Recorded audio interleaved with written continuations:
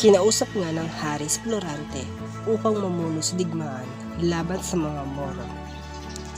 Sa kagubatan sa Crotona ay nagaganap ang digmaan laban sa mga Moro, kung saan nabibilang ang mga lahi ni Aladin.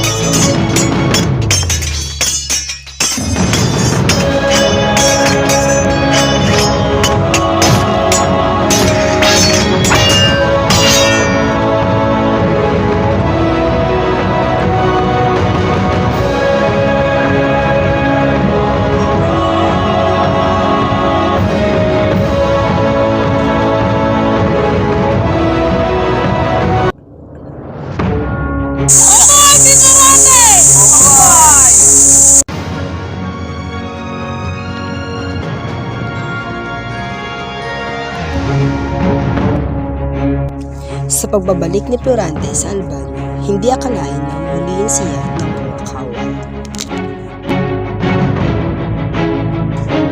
Walang nagawa si Florante kung kaya't sumunod na lamang siya sa mga kawal.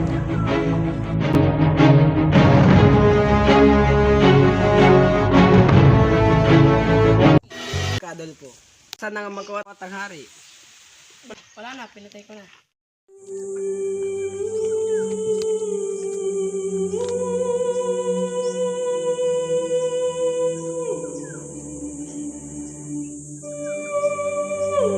Yaka! Isang araw, habang nakakulong si Florante, ay binaba na ang hatol at ang hatol ay igapo siya sa kagubatan kung saan nahayaan siyang kainin ng mga leon.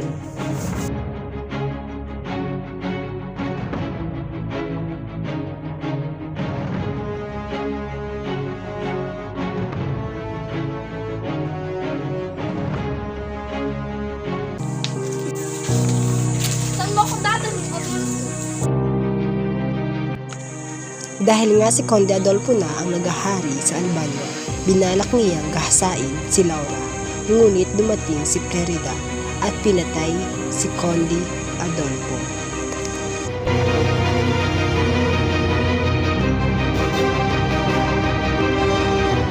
Ako naman ang magkukwento sa iyo. Sa sobrang galit sa akin ng aking ama dahil natalo ako sa digmaan, kaya balak niyang akong ipapatay, ngunit pinigilan ito ni Breda.